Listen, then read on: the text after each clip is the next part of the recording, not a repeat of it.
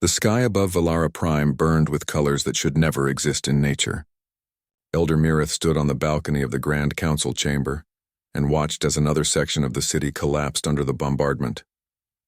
The Valarians had been a peaceful species for over 3,000 years. They had no weapons, no armies, no concept of organized violence. Their entire civilization was built on art, philosophy, and the pursuit of knowledge. Now they were dying, and they had no way to fight back.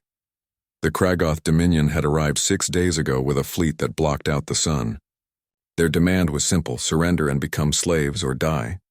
The Valarians had tried to negotiate, to reason with them, to offer everything they had except their freedom.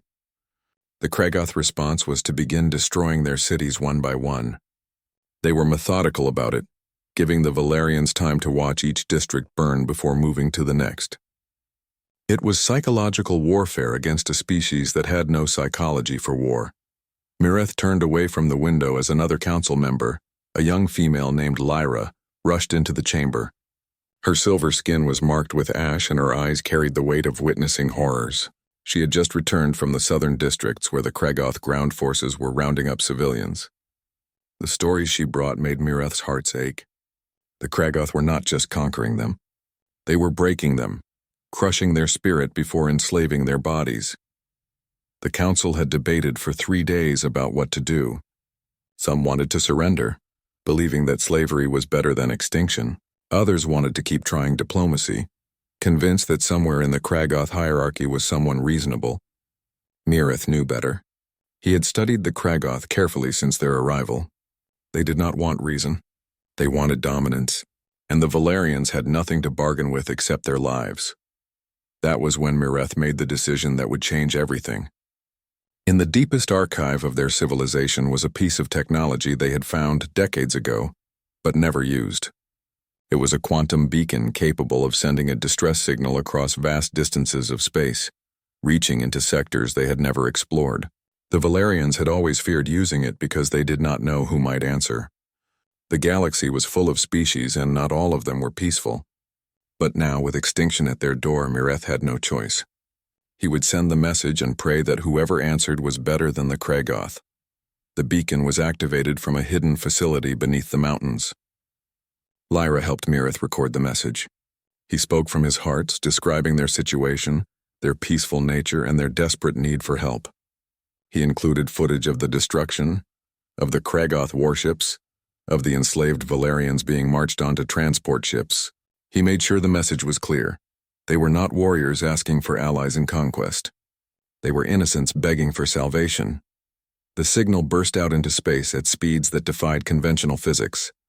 It traveled through dimensions that most species did not even know existed. And 3 days later, it reached a small monitoring station on the edge of human space. Commander Jake Morrison was finishing his second cup of coffee when the alert came through. He was stationed at Listening Post Artemis, a facility so far from Earth that supply ships only came twice a year. His job was to monitor deep space for any unusual signals, which usually meant absolutely nothing happened for months at a time. He had been reading a novel when the computer started screaming at him. Lieutenant Amy Collins rushed into the command center from her quarters. Her hair was still wet from a shower and she was pulling on her uniform jacket as she ran. The signal was unlike anything in their database. It was clearly artificial, clearly a distress call, and it was coming from a sector they had marked as unexplored. Jake played the message and both of them stood in silence as they watched the footage. Amy was the first to speak. Her voice was quiet, but there was steel in it. She asked Jake if this was real, if someone was actually doing this to these people. Jake ran every verification protocol they had. The signal was genuine. The footage was unedited. Somewhere out in the black, a peaceful species was being destroyed by an empire that thought might made right. Jake immediately opened a priority channel to Earth Command. The transmission would take hours to reach Earth and hours for a response to come back. But he marked it as critical. While they waited, Amy analyzed the Kragoth fleet visible in the footage. She was a tactical officer by training, and what she saw made her angry. The Kragoth were not even trying to hide their brutality. They were broadcasting their conquest as if they wanted the galaxy to know what they were capable of. When the response finally came from Earth Command, Jake and Amy both straightened in their seats. Admiral Richard Hayes appeared on the screen. He was an older man with gray hair and eyes that had seen more combat than most people could imagine. He had reviewed the message personally and had already briefed the Joint Chiefs. His orders were simple and direct. Maintain signal lock on the Valerian system, begin passive scans of the region, and stand by. Jake knew what that meant. Stand by meant something was coming, something big. On Earth, the emergency session was already underway. Admiral Hayes stood before a room full of military leaders, politicians, and intelligence officers.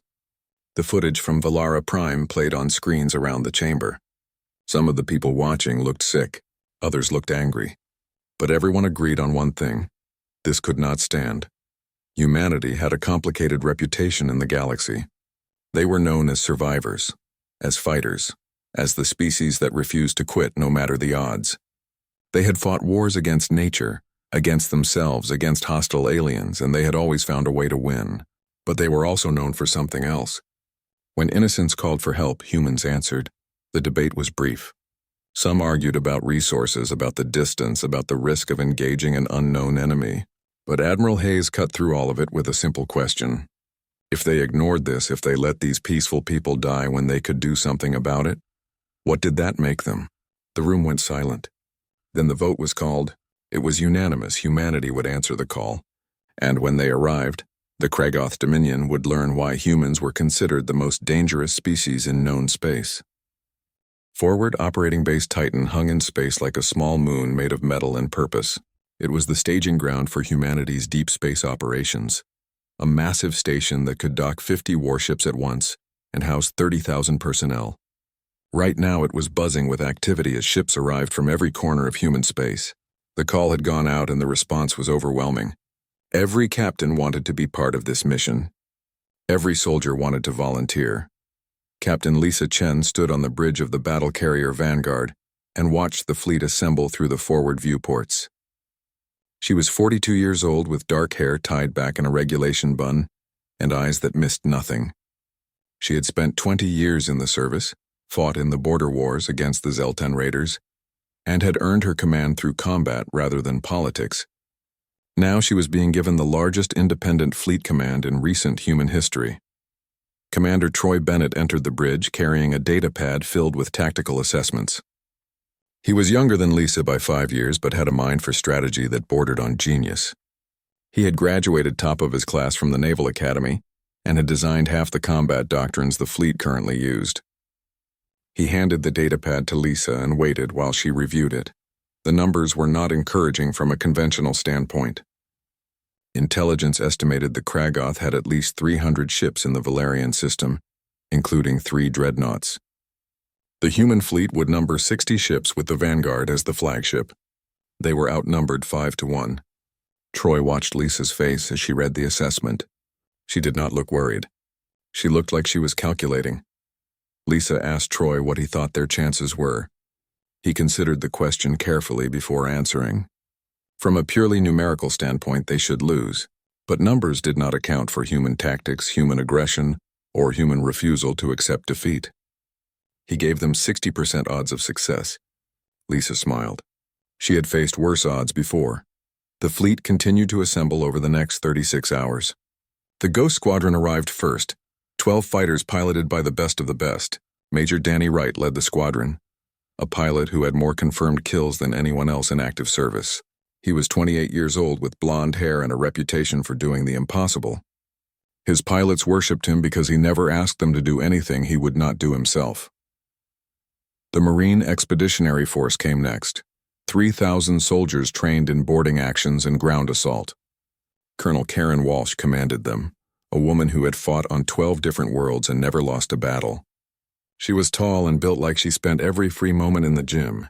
Her Marines called her the Iron Colonel because she was harder than the armor they wore. She reviewed her troops personally, checking weapons, checking gear, checking the readiness in their eyes. The intelligence division was already working before their ship even docked. Agent Sophie Blake ran the division from a converted freighter that looked civilian but was packed with surveillance equipment and computer systems. She was 35 with red hair and a talent for finding information that people wanted to keep hidden. Her team had been intercepting Kragoth communications for 2 days already. They knew the enemy fleet composition, command structure, and patrol patterns. Sophie was currently working on hacking their command network. A special transport arrived carrying the Valerian liaison officer.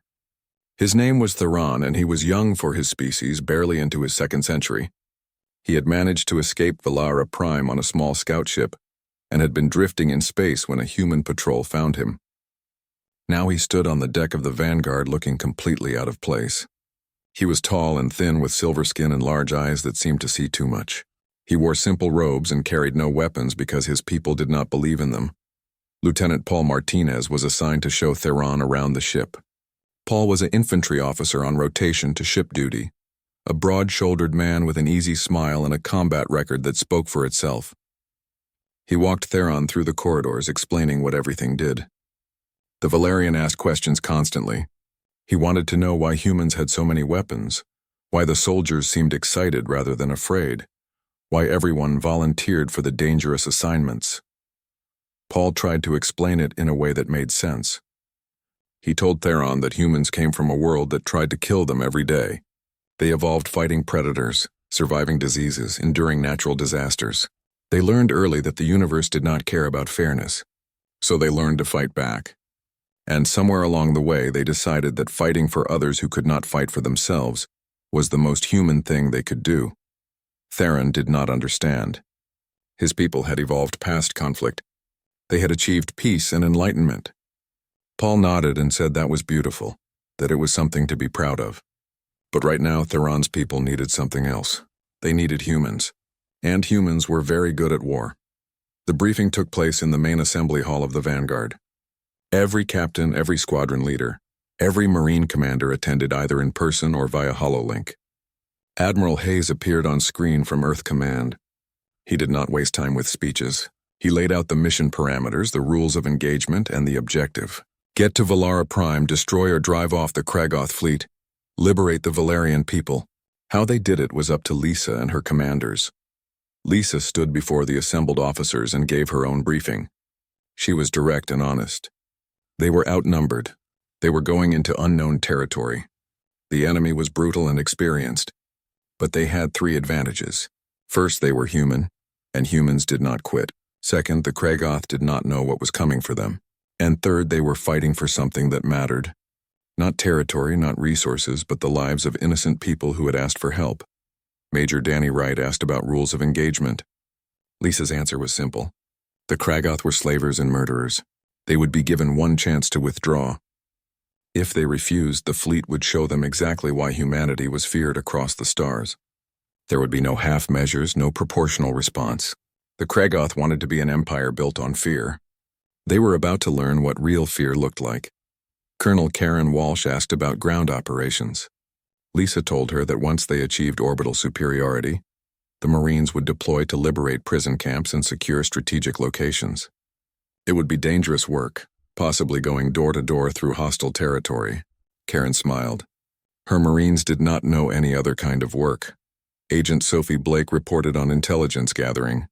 She had successfully infiltrated Kragoth communication networks and was feeding false data to confuse their patrol schedules. When the human fleet arrived, the Kragoth would be out of position and disorganized. It would not last long, but it would give them the opening they needed. The fleet departed forward operating Base Titan 38 hours after assembly began. 60 warships slipped into hyperspace in a coordinated jump that would take them 3 days to reach Valerian space. On the Vanguard bridge, Lisa Chen sat in her command chair and watched the stars blur past. Troy Bennett stood beside her reviewing final tactical plans. Somewhere behind them, Theron stood watching humans prepare for war with a mixture of hope and horror. The galaxy was about to learn a lesson that peaceful species always learned eventually. Sometimes the only way to protect peace was to have someone willing to fight for it, and humanity had volunteered. The human fleet dropped out of hyperspace at the edge of the Valara system, and every sensor immediately lit up with contacts. Captain Lisa Chen stood on the bridge of the Vanguard and took in the tactical display with cold calculation. The Kragoth fleet was even larger than intelligence estimated. 3 dreadnoughts sat in high orbit over Valara Prime like sleeping giants. Surrounding them were cruisers, destroyers, and hundreds of fighters. Orbital stations had been constructed at strategic points, bristling with weapons. The Kragoth had turned the entire system into a fortress. Commander Troy Bennett stood beside Lisa, running numbers through his head. The odds had just gotten worse. They were not facing 5-1 anymore. It was closer to 7-1. Some of the junior officers on the bridge looked nervous. Troy did not blame them. This was going to be the fight of their lives. Lisa opened a fleet-wide channel. Her voice was calm and steady as she spoke to every ship, every pilot, every Marine. She told them that they had been asked for help by people who could not fight for themselves. She reminded them that humanity had always answered that call, always stood against tyrants and bullies. The Kragoth thought they were strong because they preyed on the weak. Today they would learn the difference between strength and brutality. She gave the order and the fleet moved forward in perfect formation. Major Danny Wright and his Ghost Squadron launched first, 12 fighters streaking toward the enemy line like bullets. The Kragoth responded immediately, launching their own fighter wings and powering up their station defenses. The battle for Valara Prime had begun. Danny led his squadron into the teeth of the enemy formation. The Kragoth fighters were fast and heavily armed, but they flew in predictable patterns. Human pilots did not do predictable. Danny rolled his fighter through a debris field, using destroyed Valerian satellites as cover while his wingman, Lieutenant Kate Rogers, took out 3 Kragoth fighters in rapid succession. The rest of Ghost Squadron scattered into the chaos, each pilot becoming a nightmare for the enemy to track. The Kragoth had more fighters, but human pilots had better training and better instincts. Danny's squadron had trained in environments that would kill most species. They had flown through asteroid fields, inside planetary rings, and through the upper atmospheres of gas giants. This was just another day at the office. Within 15 minutes, Ghost Squadron had destroyed 40 enemy fighters and lost none of their own. On the Vanguard, Lisa watched the tactical display and gave orders to her fleet commanders. The Kragoth dreadnoughts were moving now, turning their massive weapons toward the human fleet. Each dreadnought was 3 times the size of the Vanguard and carried enough firepower to level a planet. But they were slow and predictable. Lisa did not plan to fight them head-on. She planned to make them chase her. The human fleet split into 3 groups. One group led by the Vanguard would engage the first dreadnought and draw its attention.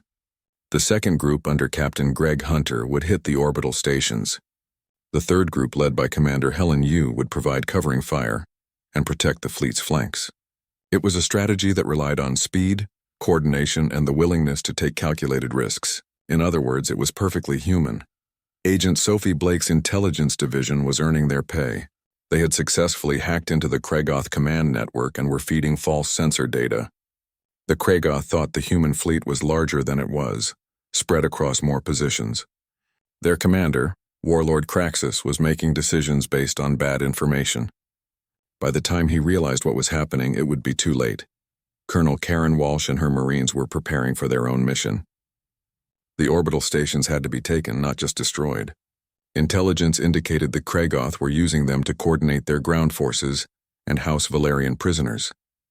Karen assembled her best teams, 300 Marines trained in zero-gravity combat and boarding actions.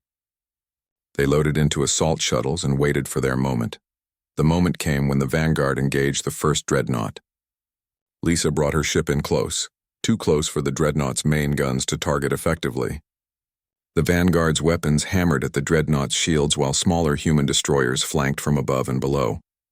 The Kragoth ship was powerful, but it was designed to fight at range. The humans were fighting like wolves, getting in close and tearing at weak points. Troy Bennett coordinated the attack with precision. He identified power junctions, shield generators, and weapon emplacements. Every human ship knew exactly where to shoot and when. The Kragoth dreadnought's shields began to fail under the coordinated assault. When a gap opened, Lisa gave the order and the Vanguard fired a full missile spread directly into the enemy ship's reactor section. The explosion lit up space like a new sun. The first Kragoth dreadnought broke apart, its reactor going critical and taking out a dozen smaller ships nearby. The human fleet did not celebrate. They were already moving to the next target. Karen Walsh's Marines hit the orbital station simultaneously. The assault shuttles came in fast and hard, breaching the station hulls and deploying troops directly into enemy territory. The Kragoth soldiers inside were not prepared for what came next.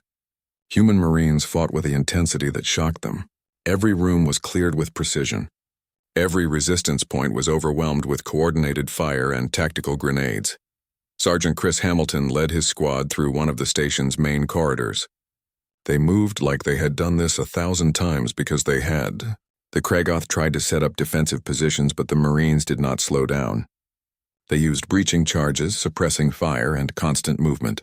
Within an hour, Hamilton's squad had secured the detention level and was evacuating Valerian prisoners. The prisoners were in bad shape. Many were injured, all were traumatized. They looked at the human soldiers with confusion and fear. These armored warriors with their weapons and aggressive tactics were nothing like the peaceful species they knew. But when one of the Marines, a young woman named Linda Hayes, knelt down and offered water to a Valerian child, something changed. The prisoners realized these dangerous humans were here to help them.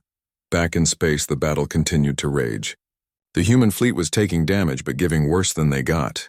Captain Greg Hunter's group had destroyed 2 orbital stations and was moving on the 3rd. Major Danny Wright's squadron had cleared the immediate space around Valara Prime of enemy fighters. The Kragoth were falling back, regrouping around their 2 remaining dreadnoughts. On the surface of Valara Prime, Theron watched the battle through a commandeered Kragoth communications array. He had insisted on being part of the ground team, wanting to help his people. Now he watched human ships dancing through enemy fire, saw Marines fighting room to free prisoners, witnessed the raw aggression and skill of a species at war. It was terrifying and awe-inspiring in equal measure. Lieutenant Paul Martinez was with Theron, leading a small team securing the communications facility. When a Kragoth patrol stumbled upon them, Paul's team responded with textbook efficiency. The fight lasted less than 30 seconds. The Kragoth were down and the humans were already moving to secure the perimeter. Paul saw the look on Theron's face and tried to explain. He told Theron that humans did not enjoy war. They did not celebrate violence. But they were very good at it because they had to be. And when they fought for something. Right now they were fighting for Valara Prime. For the Valerians who could not fight for themselves. That made all the difference. On the Vanguard Bridge, Lisa Chen received reports from across the battlespace. They had destroyed 1 dreadnought, secured 2 orbital stations, and cleared most of the enemy fighter wings. But they had also lost 6 ships and suffered heavy damage to a dozen more. The Kragoth were rallying around their remaining dreadnoughts and preparing for a counterattack. This fight was far from over. Warlord Kraxus, commanding from his flagship, could not believe what he was seeing. These humans had come out of nowhere and were tearing his fleet apart. His species had conquered dozens of worlds, enslaved hundreds of species. No one stood against the Kragoth dominion. Yet these newcomers fought with a skill and ferocity that defied explanation. He opened a communication channel to the human flagship, demanding to know who they were and what they wanted. Lisa Chen's face appeared on Kraxus's screen. She did not look angry or excited. She looked calm and determined. She told him exactly who they were. They were humanity, and they were here because the Valerians asked for help. She gave him 1 chance to withdraw his forces and leave the system. If he refused, she promised that his fleet would be destroyed and the Kragoth Dominion would learn that slavery had a price. Kraxus laughed. He still had 2 dreadnoughts, hundreds of ships, and thousands of soldiers. He told Lisa that she was outnumbered and that her fleet would be crushed. Then he cut the communication and gave the order to attack. It was the last mistake he would ever make. 3 days had passed since the human fleet arrived in the Valara system, and the battle had become a grinding war of attrition. Captain Lisa Chen stood on the bridge of the Vanguard studying damage reports and casualty lists. They had freed roughly half of Valara Prime and destroyed dozens of Kragoth ships. But the cost was high. 8 human ships had been destroyed completely, and almost every remaining ship carried battle damage. The Kragoth still had 2 dreadnoughts and enough forces to make the final push extremely bloody. Commander Troy Bennett was coordinating repairs and resupply when the new intelligence came through from Agent Sophie Blake's division. The report made his blood run cold. The Kragoth were rounding up Valerian prisoners in the territories they still controlled. Thousands of civilians were being herded into detention centers. Sophie's team had intercepted communications suggesting the Kragoth were planning something. Lisa called an emergency command meeting. Every captain, every squadron leader, every Marine commander connected via secure channel. Sophie Blake presented what her team had discovered. The Kragoth were going to execute the prisoners as a demonstration of power. They planned to broadcast it across all channels, showing the galaxy what happened to species that resisted them. It was psychological warfare designed to break the Valerians and intimidate the humans into retreat. The command channel went silent. Colonel Karen Walsh spoke first, and her voice was filled with rage she was barely containing. She wanted to launch an immediate rescue operation. Major Danny Wright agreed, saying his squadron could provide air support. Captain Greg Hunter suggested a coordinated strike on all detention centers simultaneously. The plans were forming, but everyone knew the truth. They did not have enough forces to hit every location at once. Some prisoners would die before they could reach them. Lisa made a decision. She asked Sophie how long they had before the executions began. Sophie estimated 6 hours based on the Kragoth communication patterns. Lisa nodded and opened a direct channel to Admiral Hayes on Earth. The transmission delay was frustrating but necessary. She laid out the situation and requested authorization for what she was about to do. She did not wait for the response. She knew what it would be. She gave the order. Every available Marine would deploy for prisoner rescue operations. Every fighter would provide close air support. And the fleet would begin a direct assault on the remaining Kragoth positions. No more tactical maneuvering. No more calculated risks. They were going to hit the Kragoth with everything they had. Warlord Kraxus was in his command chamber when he received word that the executions were ready to begin. He had carefully staged the event for maximum impact. The prisoners would be executed in groups, broadcast live so the Valerians could watch their people die, and the humans could see the price of their interference. He believed this would break their spirit, force them to negotiate. He did not understand humans at all. The broadcast began and was intercepted immediately by every human ship. On the Vanguard bridge, the crew watched in horror as Kragoth soldiers began executing Valerian prisoners. The aliens were lined up in groups, forced to their knees, shot methodically. The screams carried across the void of space through communication channels. And in that moment, something changed in the human fleet. Lisa Chen's face was like carved stone as she watched. Troy Bennett's hands gripped the edge of the tactical console so hard his knuckles went white. Across the fleet, soldiers and sailors saw the broadcast and felt a rage unlike anything they had experienced before. The Kragoth thought they were demonstrating power. Instead, they had just made the worst mistake in their empire's history. Admiral Hayes's response came through from Earth. It was brief and absolute. Operation Righteous Fury was authorized.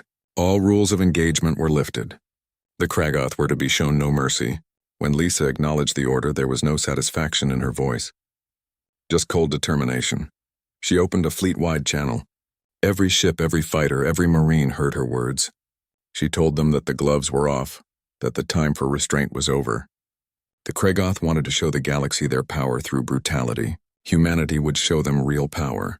Not the power to murder the defenseless, but the power to bring justice to monsters. She gave them their orders, and the human fleet surged forward with renewed fury. Major Danny Wright led Ghost Squadron in an attack that would be studied in military academies for generations. His 12 fighters dove directly at the nearest Kragoth dreadnought, flying through defensive fire that should have obliterated them. They used every trick they knew, every maneuver that bent the laws of physics.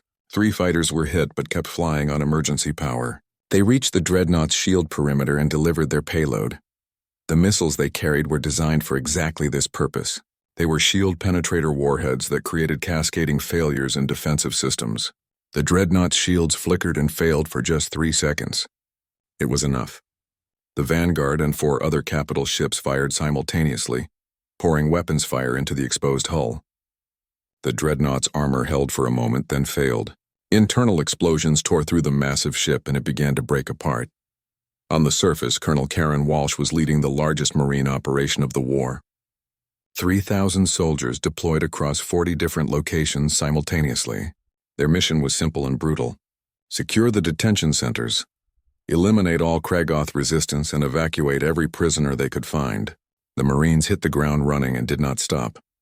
Sergeant Chris Hamilton's squad breached a detention center wall using explosive charges. They entered a nightmare. The Kragoth had been in the process of executing prisoners when the attack began. Bodies lay scattered across the compound. Survivors huddled in corners, traumatized beyond words. The Kragoth guards tried to use the prisoners as hostages. They learned too late that taking hostages only worked if your enemy cared about their own survival more than saving innocents. The Marines went through the compound like a storm. Every guard was eliminated with precision and speed. Hamilton personally cleared 3 buildings, his squad moving with perfect coordination. When they found a group of Kraggoth trying to execute a final group of prisoners, the Marines did not hesitate. The guards were dead before they could pull their triggers. The prisoners were saved with seconds to spare. Agent Sophie Blake was waging her own war in the digital space. Her team had full access to Kraggoth communications now, and she was using it viciously. She fed false orders to Kraggoth ships, sending them into ambushes. She crashed life support systems on military stations. She locked weapon systems and opened airlocks remotely. The Kraggoth were fighting 2 wars now, one in space and one in their own computer networks. They were losing both. Lieutenant Paul Martinez was with a team securing a Kraggoth command post on the surface when they found Lieutenant Nicole Peters and her platoon. Nicole had been holding this position for 2 days with just 40 soldiers against an entire Kraggoth battalion. They had bought time for Valerian refugees to evacuate and had paid for it in blood. 15 of her soldiers were dead, 20 more wounded, but they had held. When Martinez arrived with reinforcements, Nicole simply asked where she was needed next. The final Kraggoth dreadnought made its last stand in high orbit above Valara Prime. Warlord Kraxus commanded from the bridge. Still believing he could win through sheer firepower, he threw everything he had at the human fleet. Missiles, energy weapons, fighter wings. The space around the dreadnought became a hell of explosions and debris, but the humans kept coming. Ships that should have retreated when damaged pressed their attacks. Fighters that ran out of missiles made attack runs anyway, drawing fire away from bombers. Marines boarded Kraggoth cruisers and fought deck by deck to secure them. It was warfare with an intensity the Kraggoth had never seen. Captain Lisa Chen brought the Vanguard in for a final run on the dreadnought. The ship was battered, running on backup power with fires burning on 3 decks. Troy Bennett recommended they pull back and let other ships finish it. Lisa refused. They had started this fight and they would finish it. She ordered full power to weapons and drove the Vanguard straight at the enemy flagship. The 2 ships exchanged fire at point-blank range. The Vanguard's armor was stripped away layer by layer. The dreadnought's shields were failing under sustained bombardment. It became a question of which ship would die first. Then Major Danny Wright and the remains of Ghost Squadron made one final run. 6 fighters, all damaged, all flying on fumes. They delivered their last missiles directly into the dreadnought's reactor core. The explosion was visible from the surface of Valara Prime. The last Kraggoth dreadnought tore itself apart in a fireball that consumed dozens of smaller ships nearby. Warlord Kraxus died without understanding what had happened. He had underestimated humanity's capacity for violence when protecting others. It was a fatal mistake. Agent Sophie Blake chose that moment to broadcast a message across all Kraggoth channels. Her voice was cold and clear. She told them that this was what happened when they harmed the innocent. She told them that humanity had given them a chance to withdraw and they refused. She told them their fleet was destroyed. Their soldiers were dead or captured and their empire's reputation was broken. 3 weeks had passed since the last Kraggoth ship fled Valerian space. The sky above Valara Prime was clear for the first time in over a month. Elder Myrith stood in what remained of the Grand Council chamber and looked out over his city. The destruction was immense. Entire districts had been reduced to rubble. Thousands of his people had died, but they were free. They had survived, and they owed that survival to the humans. Captain Lisa Chen walked through the ruins with the Elder. Her ship, the Vanguard, was in high orbit undergoing repairs. Half her crew was on the surface helping with reconstruction efforts. The other half was manning defensive positions in case the Kraggoth decided to return. Lisa did not think they would. The Kraggoth had learned a lesson about the cost of slavery. But humans did not take chances with the lives of those they had sworn to protect. Myrith was struggling to find words. His people had sent out a desperate plea for help, not knowing who would answer or what the price would be. The humans had saved them, but the violence, the sheer brutal efficiency of human warfare, had left the Valerians deeply shaken. They had watched their saviors fight with an intensity that seemed almost inhuman. Ships pressing attacks when they should retreat, soldiers charging into certain death to save prisoners, pilots flying suicide runs to destroy enemy vessels. Lisa understood what Myrith was trying to say without him speaking the words. She told him that humans were not heroes from a story. They were not perfect or pure. They came from a world that tried to kill them every day for millions of years. They learned to be survivors, fighters, warriors. They carried scars from wars and conflicts that went back to before they reached the stars. They were not gentle, and they were not peaceful. But when someone called for help, when innocents were being hurt, humans came, and they brought everything they had. Commander Troy Bennett was coordinating the fleet withdrawal from a temporary command center set up in the old spaceport. Most of the human ships would be leaving within the week. They were needed elsewhere, defending human colonies or patrolling trade routes. But a small garrison would remain, 2 ships and 500 personnel. Their mission was to help train a Valerian defense force and provide protection while the planet rebuilt. Lieutenant Amy Collins was helping establish new communication networks. The Kragoth had destroyed most of the Valerian satellites and communication infrastructure. The humans were replacing them with more advanced systems and teaching the Valerians how to maintain them. Amy had spent the last 2 weeks working 18-hour days because she believed it mattered. These people needed to be able to call for help again if another threat came. Next time, they would know humans would answer. Agent Sophie Blake was conducting the final phase of her mission. Her team had gathered extensive intelligence on the Kragoth Dominion, their military capabilities, their territorial holdings, and their command structure. This information was being compiled into a database that would be shared with the Valerians and any other species that wanted to defend themselves against the Kragoth. Sophie was also leaving behind monitoring equipment that would alert humanity if the Kragoth returned. Colonel Karen Walsh stood in a cemetery that the Valerians had built for the human dead. 47 soldiers and sailors had died in the battle for Valara Prime.